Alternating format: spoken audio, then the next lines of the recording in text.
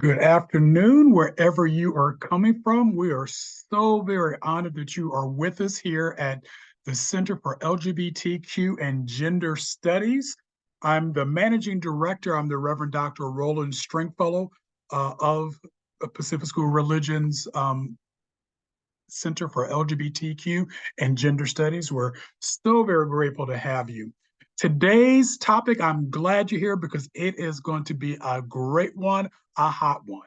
Because as many spiritual communities are trying to look for ways to expand their welcome of individuals into their communities, um, the way couples and individuals are looking and expressing themselves are quite different, and many congregational leaders need some assistance, myself included, when it comes to understanding polyamorous relationships, and not just in terms of welcoming into communities, but indeed, I would even say some of the rules of engagement when it comes to polyamorous relationships.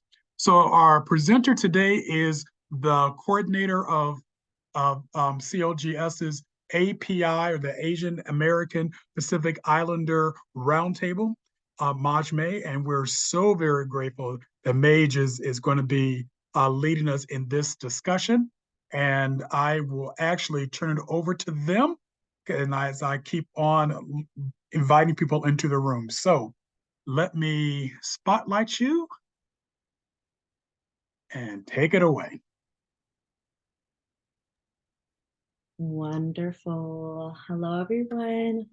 It's wonderful to see folks in this space.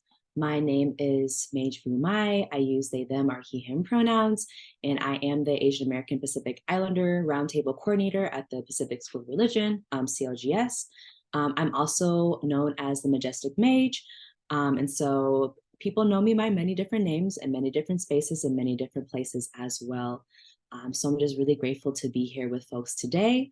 A couple of just housekeeping things for folks to be aware of. This meeting is being recorded for the sake of being accessible to different community members in the future. I am someone who considers myself a time traveler, and so sometimes people will get information on different timelines and things of that nature. So welcoming folks into the space, feel comfortable to be present as you feel led. The workshop will be somewhat interactive in the sense that there will be a meditation and there will be reflections. There are some nature imagery that includes images of mushrooms, images of stars, images of bumblebees, as well as geese. So just wanted to let folks know that from accessibility standpoint, I know that some folks have different feelings or sensations that come up when they see different images on the screen. So I'm going to share my screen in this moment so folks can see my presentation. Actually going to switch this around so my presentation is here. And so that folks can see.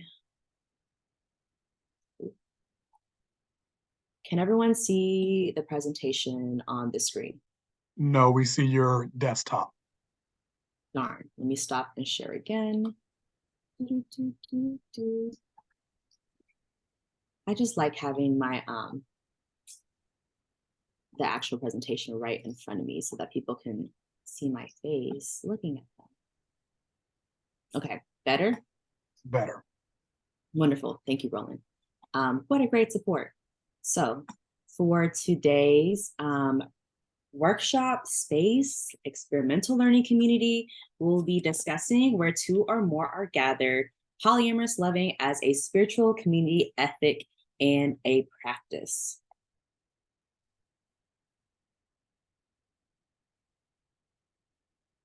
So who am I and what does this work mean to me?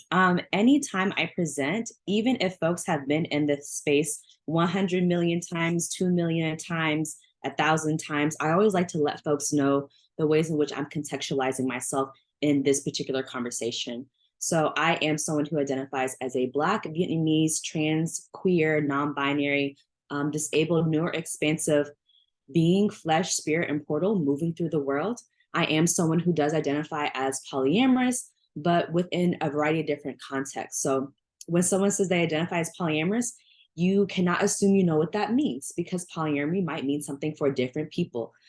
For me and mine, I would consider myself someone who identifies as solo polyamorous, or someone who identifies as a relationship anarchist, or as someone who just likes who they like, and the meaning that we create in the relationship is the meaning that we construct together.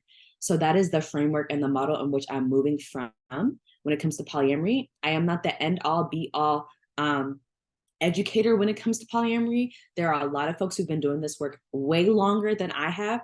This is not necessarily a polyamory 101 workshop per se, but this is kind of an exploration of what polyamory could look like, or what relationship could look like, period, for people living within this particular time, space, and reality.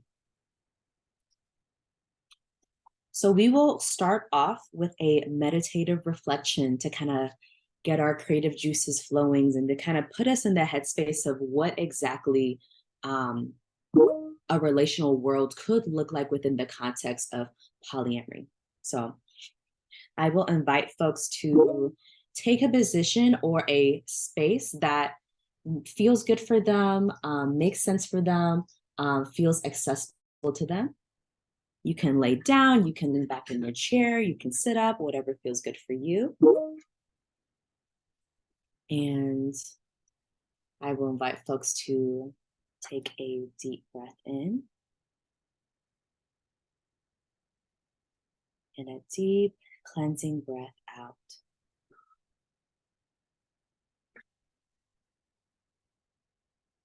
As we start off in our meditation, I will invite you to just take notice of your body, where it's located, where it's situated.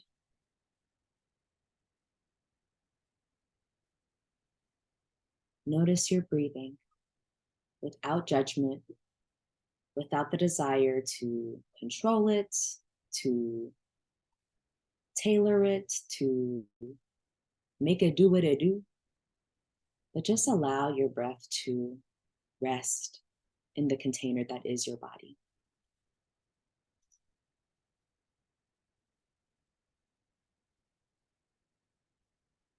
Let each breath collect itself as its own entity and being in the space around you.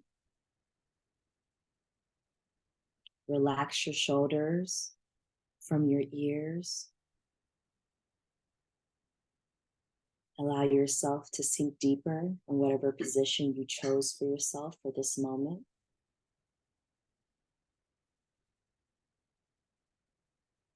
Invite yourself to reflect on and to put yourself in an environment where many are gathered.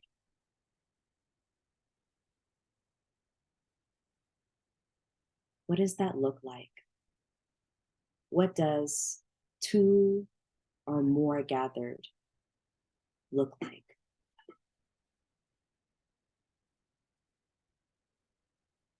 Does it include loved ones, friends, family, lovers, homies, siblings?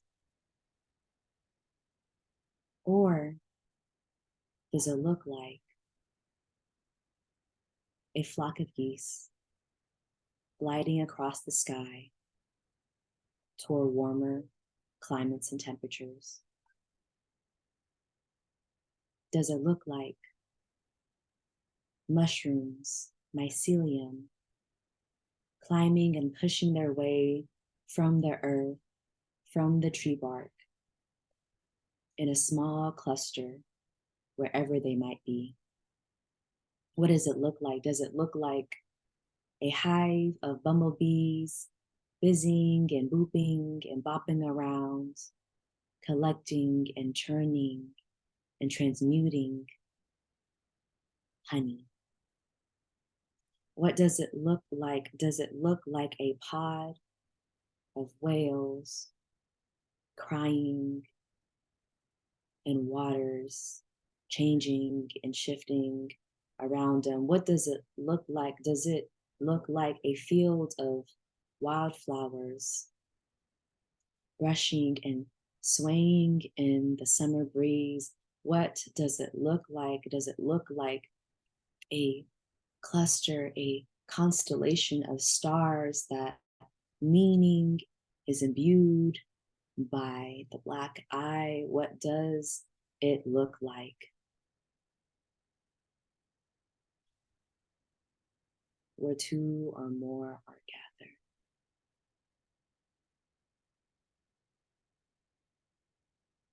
Deep breath in, deep breath out.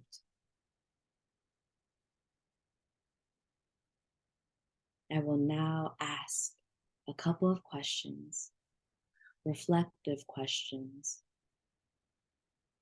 You are encouraged to let those questions sit and fill different areas of your body. If you do not have an answer, that is okay.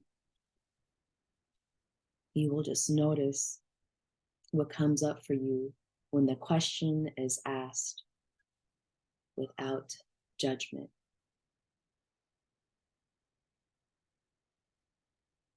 What would it look like? What would it feel like to be loved by more than one person? Is it possible to be loved by more than one person?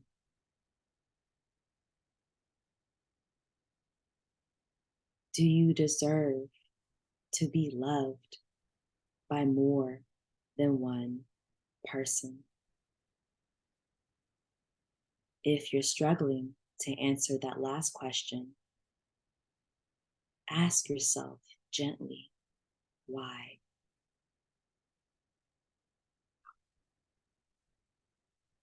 If love was your ecosystem, what would that ecosystem look like? What would it feel like to love more than one person? Is it possible to love more than one person?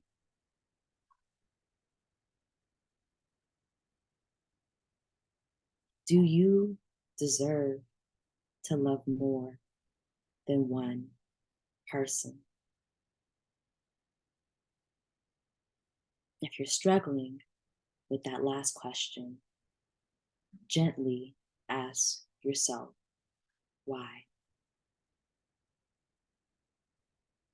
If you were a part of an ecosystem of love, where would you find yourself in that ecosystem? What conditions do you find your current love ecosystem in? What barriers currently exist between your ability to love others?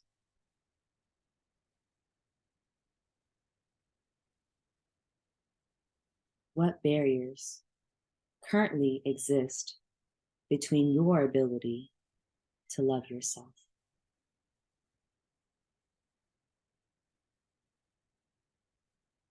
How do you measure and gauge your capacity to love?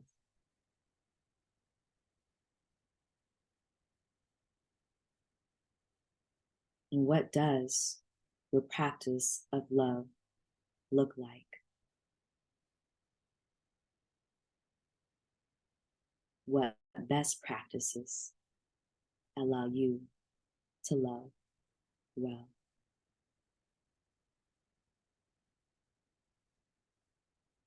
Deep breath in and a loud exhale out.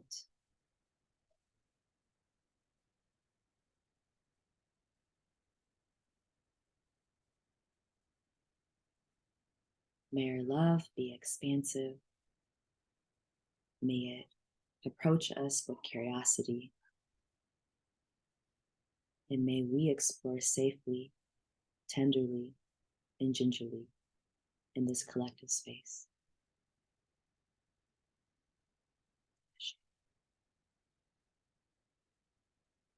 Slowly and surely, I'll invite you back into this space, this collective space. Slowly, slowly, slowly, slowly, as we continue on with our presentation for today.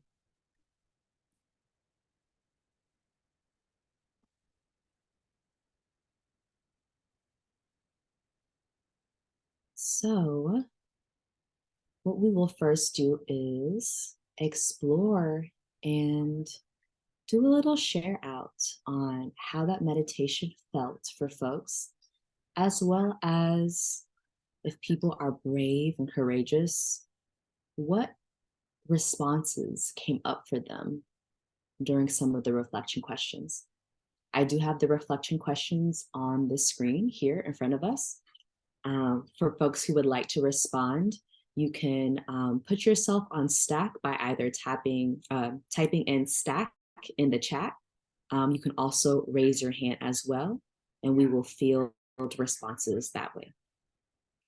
So again, the questions that I'm asking is, what was that experience, that meditative experience like for you? And what were some of your responses to those questions?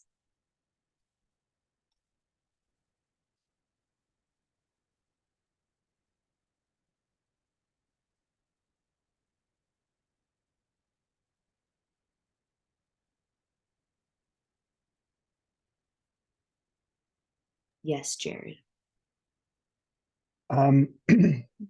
The biggest one that that bugged me actually was, do you deserve to be loved by more than one person? And it was the word deserve. I don't know if I deserve, but I am definitely worthy of being loved by more than one person. Mm-hmm. Mm-hmm. Thank you. Thank you for that sharing. And it's okay for folks. I enjoyed how Jared was like, that bugged me. We hold space for the feelings that come up in the space, even if it's like, you know what, Maij, that was irritating. I didn't like that. That's okay. I made a meditation. So that's also invited in that as well. There's a question in the chat from Kendall, who asked, can you talk more about that distinction at Jared?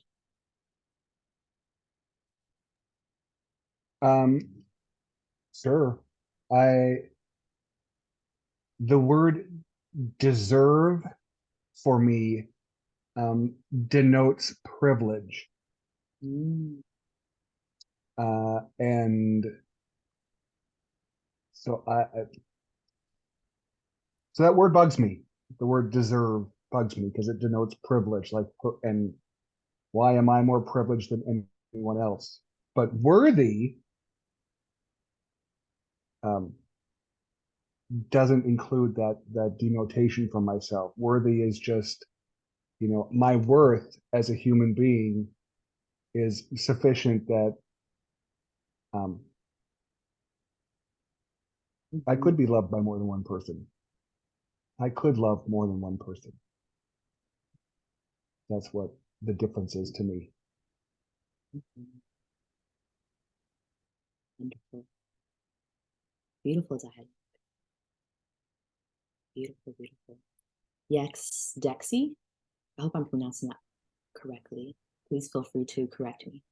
Yes, that's Dexy. I have similar feelings come up around not the same denotation around deserve, but I think when for me, like the feeling of like deserving, or like the question of do you deserve, like I think for me that kind of reflects to, for me, periods of time, or like the phrase feels like it comes from a place of like you don't deserve, or there's a part of you that is remembering times where it was asked like as a rhetorical question, like, do you deserve, why do you think that you deserve this?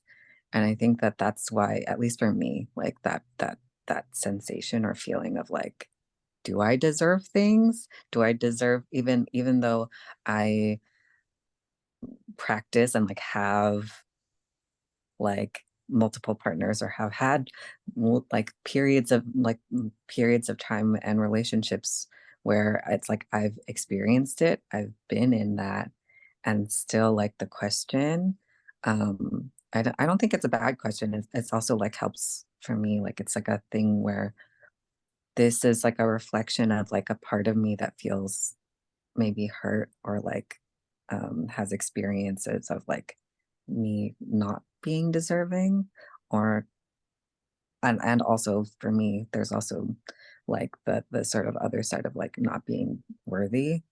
um but it's interesting to hear other people's perspectives on that, or like having that sort of like activation feeling when it comes to hearing what comes up around deserve or deserving.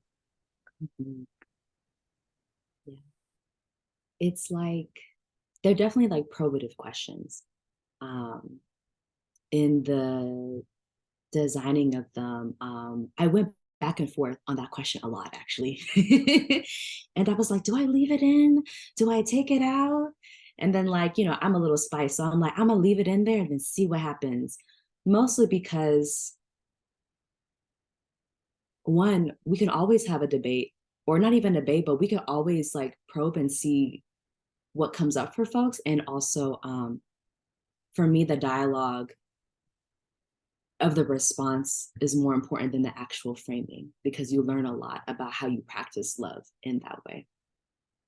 But yeah, so thank y'all for lifting that up. We'll take one more. Yes, Kendall. Thank you all so much for setting the vibe. So many things came up. I also feel a way about like deserving, worthiness, whatnot. But like I think what really kind of stuck out to me was, first of all, I just felt a lot of grief in going through that exercise, and just like love lost and gone astray. And I also like really kind of was sitting with that ecosystem question, like if love was ecosystem, what would that ecosystem look like? And I definitely feel like I've moved from like so many different ecosystems to one another. Like I feel like, I mean, if you could even count a city as an ecosystem, I feel like I was in a city at some point of love. And the way that cities alienate, but people are always still trying to find a way back to one another. And now I feel like I'm in a desert because I'm single for the first time in a long time. And I'm polyamorous as well. So I mean, I had like a lot of love going on, and now I have none in the same way. And so now I find myself in this desert seeking a new way to think about love and like new ecosystems to find love within. And that's why I'm here too. So I'm excited for, I don't know, this part of my journey. So thanks. Yes. Thank you so much. I love that you brought in grief, because one of the things that I think about often about the phrase where two or more are gathered is like, what does that mean in a pandemic? What does that mean in a pandemic where gathering does feel so dangerous for a lot of different people, particularly folks who are disabled, right? There's a lot of grief there. The ecosystem language is one I've been exploring for a little bit for myself. And sometimes it feels like ethereal and fairy-like and beautiful. And then other times it's just like, oh, like it's wrecked. Like, what do I do with this? How do I feel in this? And then looking at the world and like, ooh, what does this world look like? Right? So thank y'all for just going through that exercise, for being vulnerable, and for probing some more. So it would be remiss of me to do a workshop that's connected to polyamory without defining what polyamory is. Again, this whole presentation is not like a polyamory 101 workshop per se, but it is helpful to offer a framing of like what polyamory could mean or can mean for different people. And so in defining polyamory, I always like to figure out what Wikipedia says or what general Google says at large, not because I always feel like the definitions are the best definitions, but because I feel like when people are encountering a word for the first time, they will often put it in their search engine. And this will be oftentimes the first thing that comes up for folks. So from Wikipedia, polyamory is defined as the practice of or desire for romantic relationships with more than one partner at the same time, with the informed consent of all parties involved, right? So that is one definition and one way of defining polyamory. I want to also lift up not just a definition of what, but also what polyamory might look like in real time for people. So this comes from an article by Kathy Ria, where they name and articulate a polyamorous person could be dating 1, 2, or more people simultaneously, or maybe none at all, with the full consent of whomever else we are seeing at the time. We are free to explore the possibilities. Polyamory grants us the opportunity to foster multiple loving, nurturing relationships that are rewarding in different ways. So looking at this definition and going back to this definition, there's a slight distinction in the sense that this definition kind of hinges on romantic within the framework of polyamory or within the framework of relationships. And this one just names dating, right? Polyamory as an action, right? Not quite as a label of relational category, right? And I like the word dating here because what is dating, right? For a lot of folks, dating can look like taking someone out to dinner. For a lot of folks, dating can look like asking somebody questions on an intimate level. For a lot of folks, dating could look like buying someone flowers, right? That does not necessarily denote romantic or non-romantic or platonic relationship. That just simply says we're engaging in a particular type of way, right? What I also like about this definition is that it names, you could be dating 1 or 2 people, or you could be not dating anybody at all, right? So there's a fluidity in this particular definition that doesn't quite show up in this one, or maybe I want to say doesn't show up, but might provide a little more context or different context. Consent is also in this definition. And then it also, this definition or this description takes it a little bit further by naming polyamory grants us the opportunity, the possibility to foster multiple loving, nurturing relationships that are rewarding in different ways, okay? And then another definition or framework that I want to offer comes from a polyamorous educator, Leanne Yao, who says, poly means many and emery means love. While sex is, of course, a part of loving, can be a loving part of a relationship for a lot of people, the point of polyamory is to foster intimacy, connection, and commitment with multiple partners, right? With multiple partners. And so Leanne like just kind of breaks it down by like the formation of the word itself, poly, many, and amory, love. So many loves. And then they also denote that it kind of goes beyond the scope of sex per se, but also adds in other values to relational life that could exist, that being intimacy, connection, and commitment to multiple partners. And so what I want to lift up and kind of just briefly describing polyamory, and there's so many other definitions and concepts of polyamory out there or practices of polyamory out there, it is that what polyamory can offer us as a framework is that,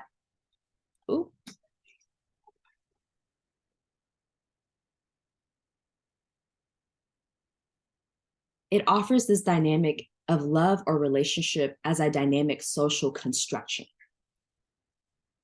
love as a dynamic and social construction. Dynamic meaning like there's a lot of things going on, and social construction being that relationship by many definitions, depending on the people who are defining them, can be constructed and mean different things.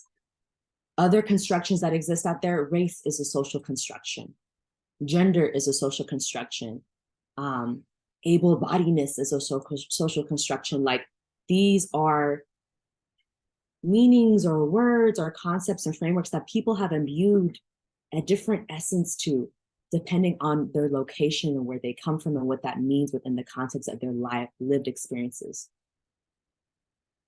This framing of polyamory also kind of offers this notion that love or relationship kind of offers a value system or ushers in a community ethic of some sort.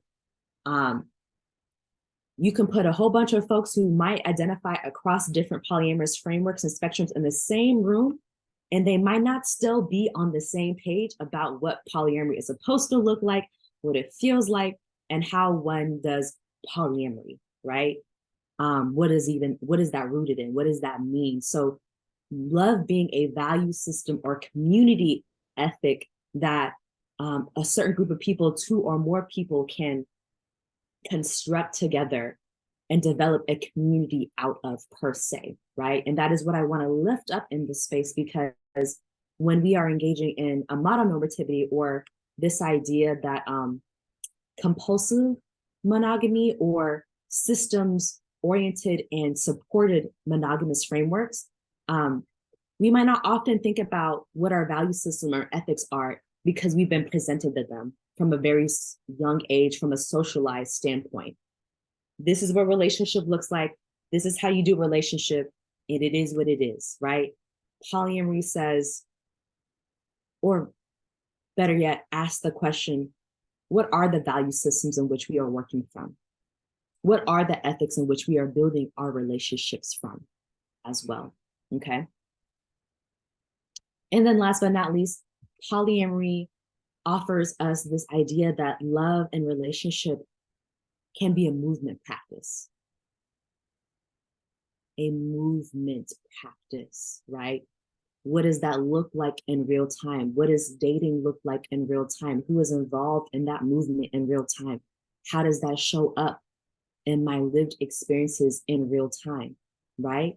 Past, present, future, non-linearly, in the words of J.T. Perry, polyrhythmically, what can that movement practice look like, okay? Pausing for breath.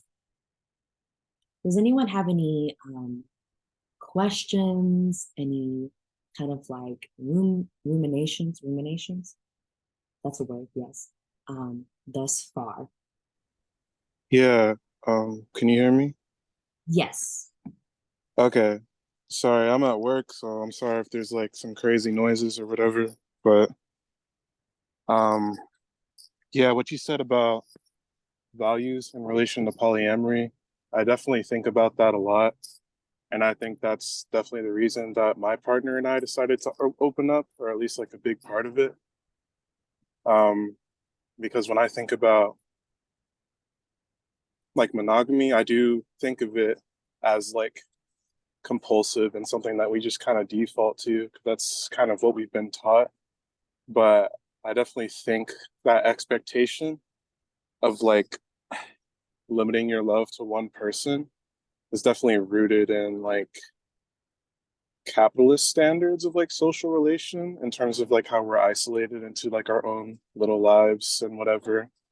And there's so many different ways in which like, of course, like labor is like alienated from like your actual like desire to provide labor to society, and also just you're alienated from everyone that you're working with, and then like the questions of the nuclear family and things like that.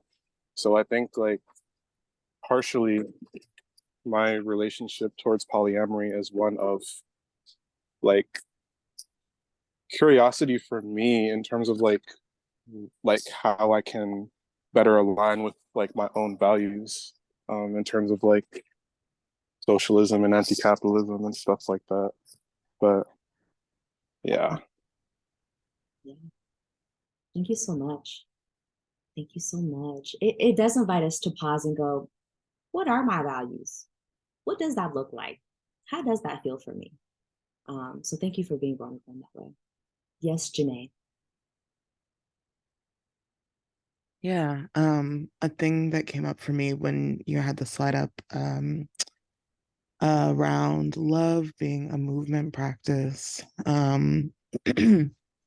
So I'm a dancer of the Black improvisational dance tradition, and yeah, a lot of that practice for me is about movement, both independently and collectively with dance partners, as a practice in consent. So this like love as a movement practice, I'm like connecting directly to my own practice, and like love as a consent practice that's always in motion, always figuring out what the point of grounding in my needs, my desires, where my needs and my desires and your desires meet.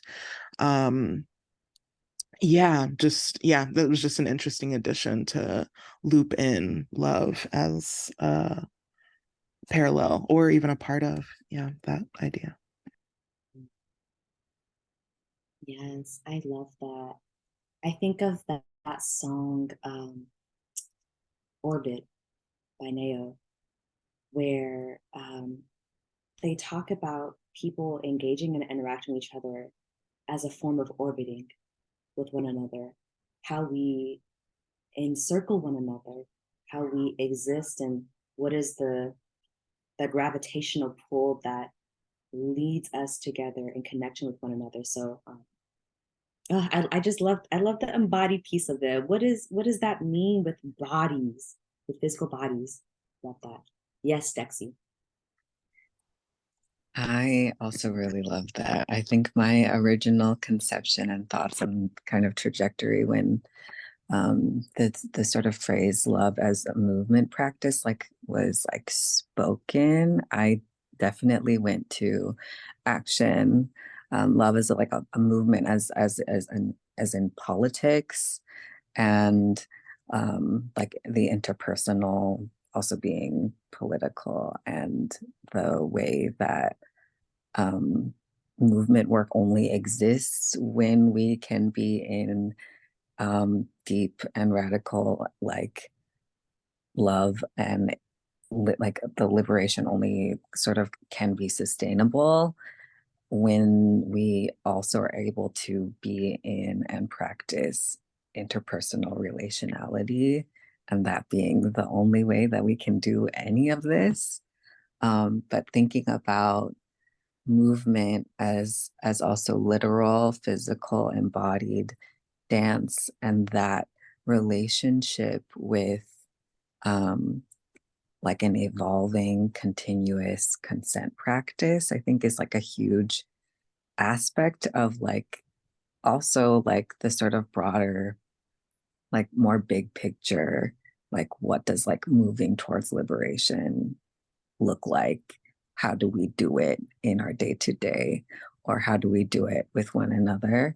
And I think that that's something that I'm also chewing on, and like both sort of conceptions and how they kind of like are not like definitely not separate, but they're like kind of inside each other. But yeah, I love thinking about that. I love like all the ways that your brain can sort of go when it comes to thinking about love in that way. So thank you for sharing that. Yeah. Like we've been on the call for 40 minutes maybe, and like, do you hear the way people are talking about love? Like, do y'all hear the way people are talking about relationship? Like, I don't I don't know how many spaces I get to have like this in this way. I don't know how many spaces that people get to hear love articulated this way, right? It's transformative. Transformative. Yes, Ro. Ro will be our last stack for this section. Yeah, hi. I'm also still feeling really pulled to like love as movement practice. And I think about Maij, actually a post that you made specific is like the first line of a post. It was like a video of you and you were like, it said something like, I didn't always used to be this fluid and like this, like I always didn't always used to have this much movement. And as I think about like my own practice of polyamory has developed, like a really core tenet for me has been my ability to elevate my like my friendships alongside my romantic relationships and like break down the rigidity between platonic and romantic, because when it comes to that like movement, when it comes to me like moving through the world in terms of like who is supporting me in that, like bestie stays on the emergency contact list, you know what I mean? And so like being able to move outside of the like compulsory monogamy, like this one person must meet all of your needs, allows me to like lean back into this movement practice of and redirecting my love towards myself to let me move with the fluidity that I desire to. And as I do that, I'm allowed to then communicate with those that I'm in relationship with, whatever that relationship is, and have more honest conversations about what movements feel good and natural to them. What are the ways that they desire to move with me? And I really appreciate that because I think when I like conceptually and just like in real time see, you know, these systems of oppression, it is both about like dividing and creating rigidity, but also kind of creating really ambiguous like monoliths. And when I'm allowed to move at my own pace and have my own unique rhythm, that is a full expression of myself. Like I'm able to resist all of those things. And when I'm able to do that and engage in that practice of like community, it makes it much easier for me to continue to push into more spaces as my true self because of, you know, that reciprocity, that we're not just engaging in a love practice, you know, between one another, but knowing that like my practice of love rooted in myself is able to like fuel my own movements, but also like kind of co-sustain the relationships that I'm engaging in. Yes. Yes, I just have to do like a little, you know, a little running in place if y'all don't see my feet. Yes, yes, yes, yes, yes, yes, yes, yes, yes, yes. Affirmations, all y'all. It just, I think for me, just listening to y'all speak, like it's the fueling for me, right? It's the fueling for me. It's the interconnectedness, it's the mutuality, it's the reciprocity, it's the interdependence. Polyamory doesn't just have to include our romantic booze. Like, what is romantic? What is platonic? But like, what are those things? Who created those things? What do those things mean, right? What folks have named of like one person fulfilling all of my needs, like that is a lot. Like, that's not really quite common in nature. To kind of explore and kind of unpack like where we see these examples of like how a lot of beings in this world have not lived in just a pockets of two. Also want to name and lift up that this connection with where two or more are gathered, that phrase, which is a biblical phrase, comes from public theologian J. Exodus Hooper. When we talk about where two or more are gathered, it opens up our possibilities for what relational formations can look like, as well as what they are moving towards, you know? I just have a couple of different slides of different formations of where two or more are gathered are in nature, okay? So you see geese flying in a particular formation. Now I'll let y'all know right now, I am not a scientist, a hardcore scientist. I'm the scientist of my own body and what I observe per se. But there's a particular reasons as to why geese fly in this way, in this particular formations, right? Like, if imagine a geese flying by themselves. Imagine a geese just flying with two geese. Yeah, just two geese. I was like, geese, goose. I mean, you could do with two geese, but why not have a gaggle of geese, right? Like, why not have a gaggle of geese? I think oftentimes a misconception about polyamory that often comes up is folks who are polyamorous are just reckless. They don't have systems. They're just out here willy-nilly doing all the things, loving people recklessly. They don't know what they're doing. Da, da, da, da, da. I'm just like, there are systems to this. There are structures to this. There are intentions to this as well. Also, people who love quote unquote recklessly, like that's not just polyamorous people. That's anybody could be unintentional with their love. Anybody can be unintentional with their relational formations, right?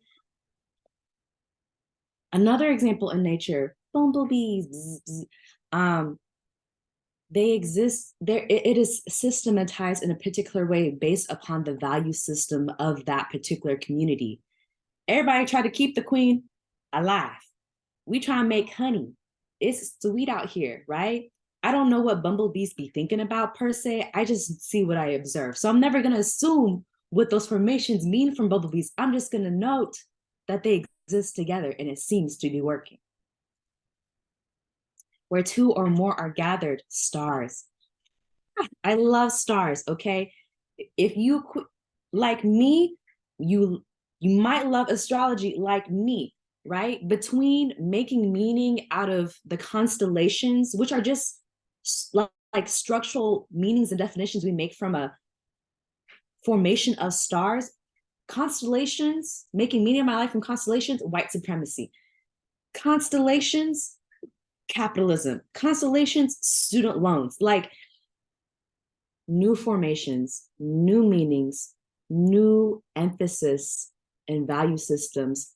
Constellations, the North Star, is what led Harriet Tubman, aka Moses, to freedom, right? Looking into the sky, seeing the social constructed meanings of what the North Star meant for Black folks, helped a whole, well, we're still looking for freedom actually, but helped folks in that time period, enslaved folks in that time period get to where they needed to go, right? I'm not gonna say we free right now because it's hard out here in these streets.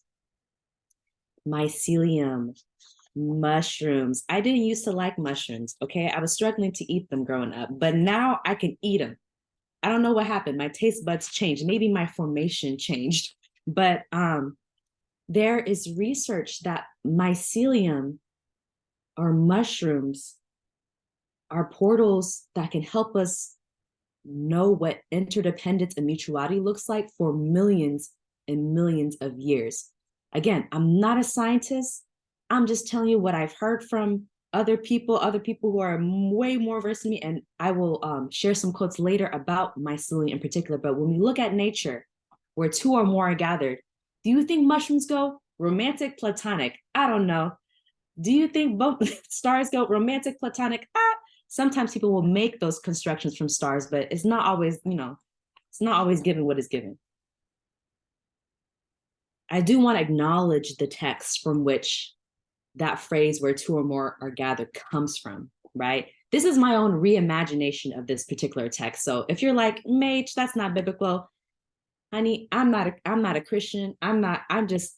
These are just words on a page to me that I'm making meaning out of. So I'll read it out for folks to see. You can read it on the screen.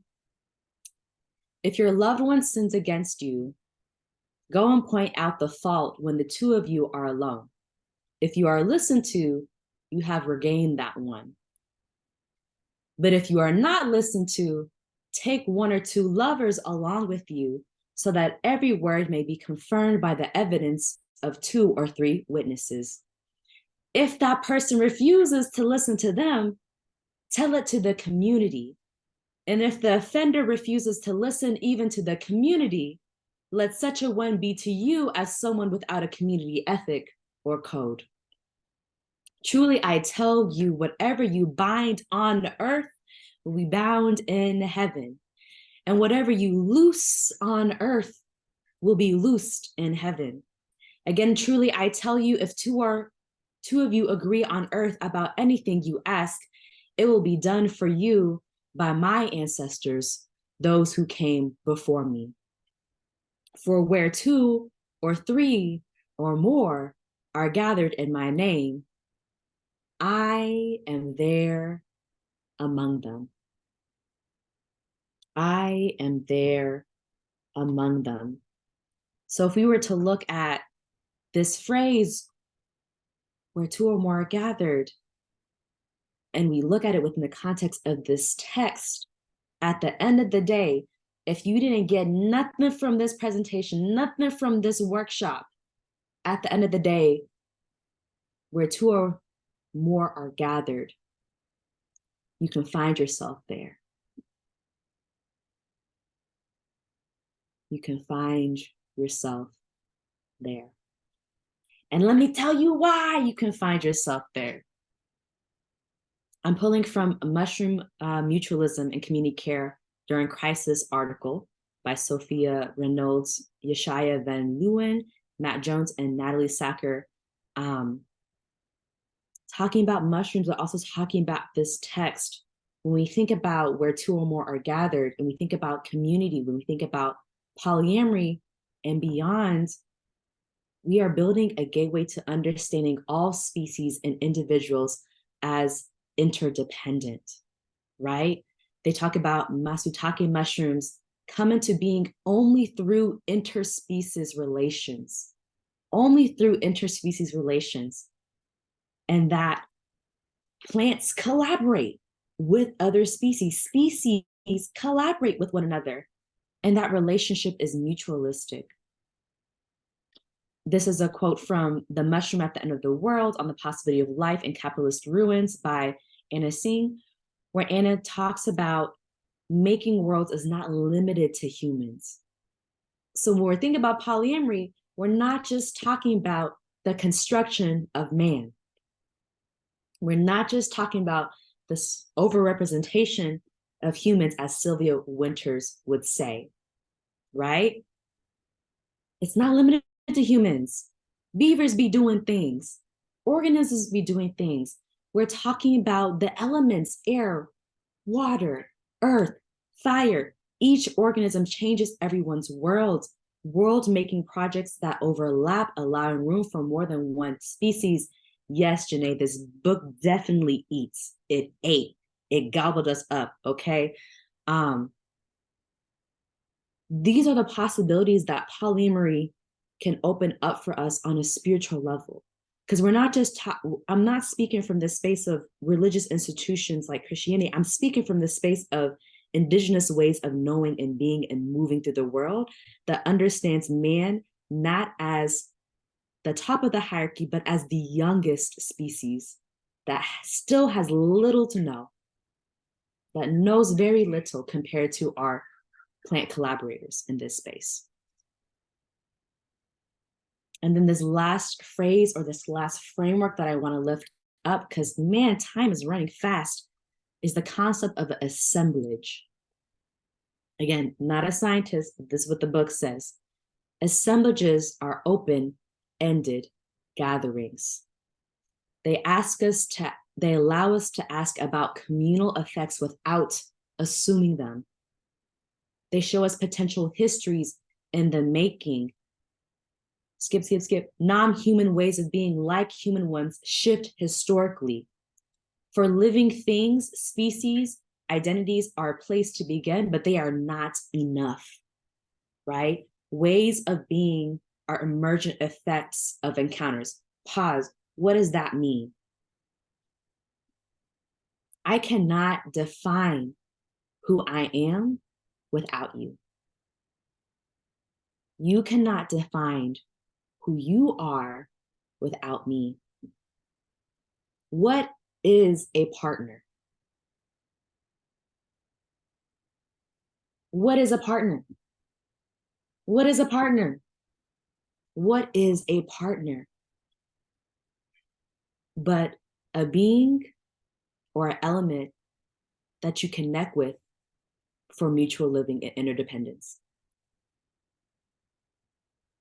That goes beyond romantic. That goes beyond sex. That goes beyond many things, right? But these are the questions that can come up when we expand our mindset from compulsory monogamy. Assemblages don't just gather life ways, they make them. How do gatherings sometimes become happenings that is greater than the sum of their parts? Okay. In conclusion, not forever, because there's so much more there, but inclusion for this particular workshop space, what I want folks to understand or ruminate on or wrestle with, because you don't have to take my word for it. You could just be like, Maij just said this and I'm thinking about it. Love as mutual accountability, love as interdependent, and love as collective meaning making. If we go back to this text, accountability shows up when we are able to vulnerably and safely bring things to one another. Interdependency shows up when we are able to loop other people in beyond just us, beyond just two, but more. And last but not least, collective meaning shows up when we see a thing, we name a thing, and we decide to make a decision about a thing together. My work's cited because we want to cite folks as they show up. I will stop sharing my screen. We'll open it up for questions in the last couple of minutes. I know that was a lot. I'm a lot, but I don't apologize for it. Are there any final remarks or questions from folks in this space before we close out today? Yes, Praise. What's up, Praise? Mhm. Hey, Maij. I'm sick right now, so that's why my voice is scratchy as hell. But this chef's kiss, like I feel like we need like a whole 2-hour session to really debrief and like unpack everything. But I just feel really, really grateful for the ways that you decenter like romance and sex when you talk about relationships, because our relationships are just have to be more expansive than that when we think about community care, when we think about mutual aid and the ways that people need to be cared for and tended to. And I feel like that often just like falls into the cracks. And as like an ace arrow person, I'm like, yes, finally. We're talking about relationships in a way that feels a lot more meaningful. And thank you to everyone who was sharing. I was writing fast and furious is a phrase I like to say when I'm like trying to like, because I'm like, this is good as fuck. Oh my God, I need to come back to this. So this is just so good and nourishing. And I'm definitely going to be contemplating over those questions at the very beginning, because those were you went over them, you went in the meditation, those were heavy hitters. I'm like, I need to sit with this for like a good month at least. Like there's a lot to unpack in them. And I really appreciate you offering us such like nourishing prompts and like starting points. Thank you, Ashe. Thank you, Praise. Bye-bye, Eve. We'll move to Janae.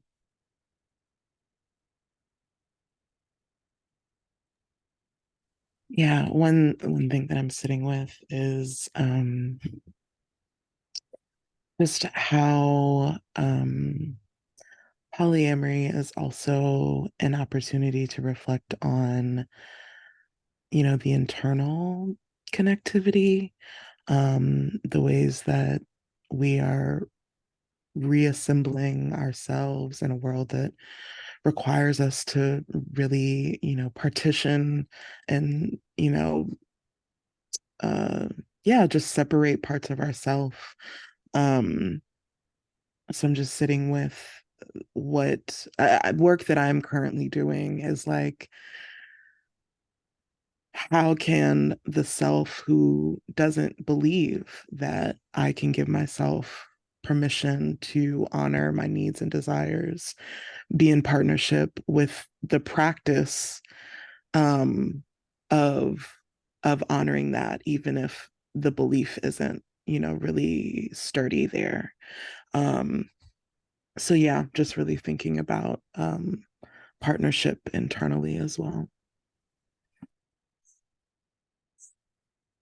Uh, uh, Something that I always like to share with folks that I'm in relationship with, building relationship with across the board are my 3 non-negotiables when it comes to building relationship.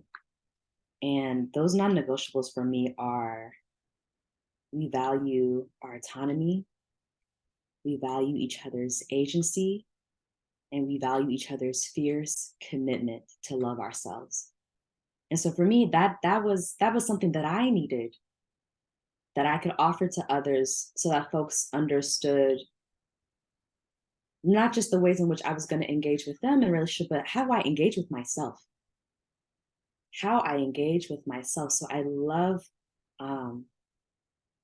what you shared, Janae. I really, really, the assembling of self in a world where we've been dismembered in a lot of different ways.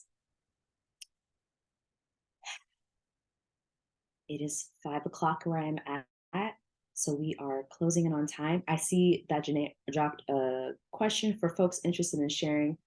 Where are y'all at on the internet? I don't know if you want to expand more on that, Janae.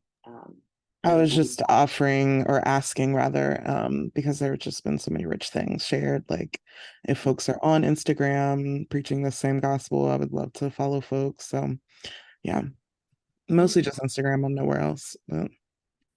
Yep.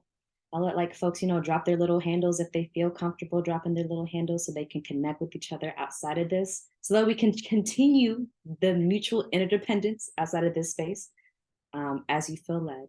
But yes, that is a wonderful, wonderful sharing. Thank you. Anything from you, Roland, before I we just close? want to say thank you.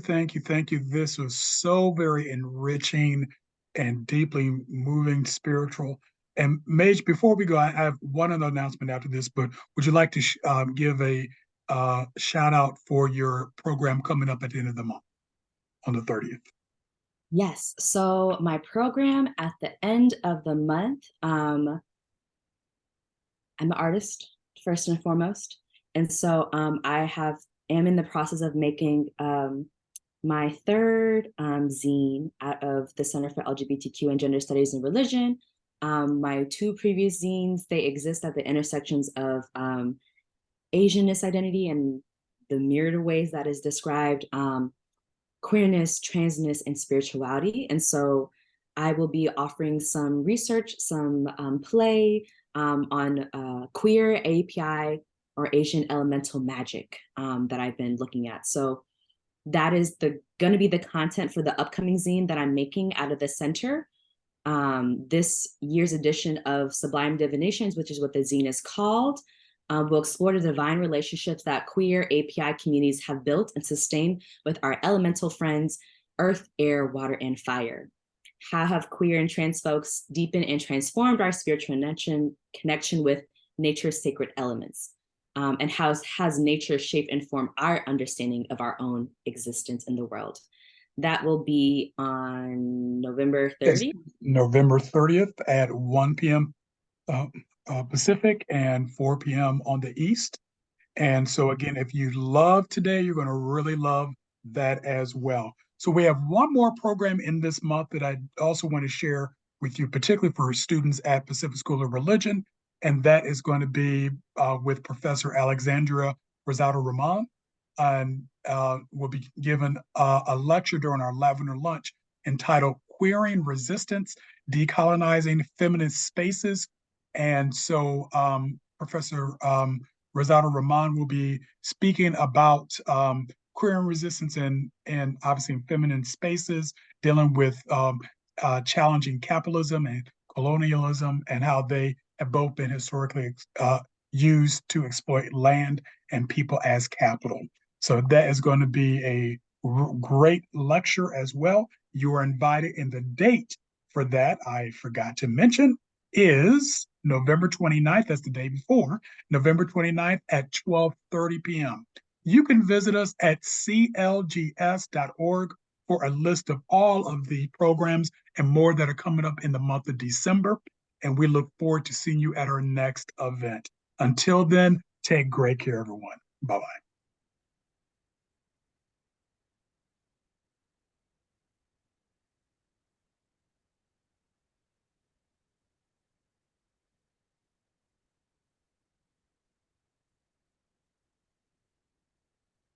Thank you, Maij. Still recording. Oh, let's stop. We are, hold on, let me stop.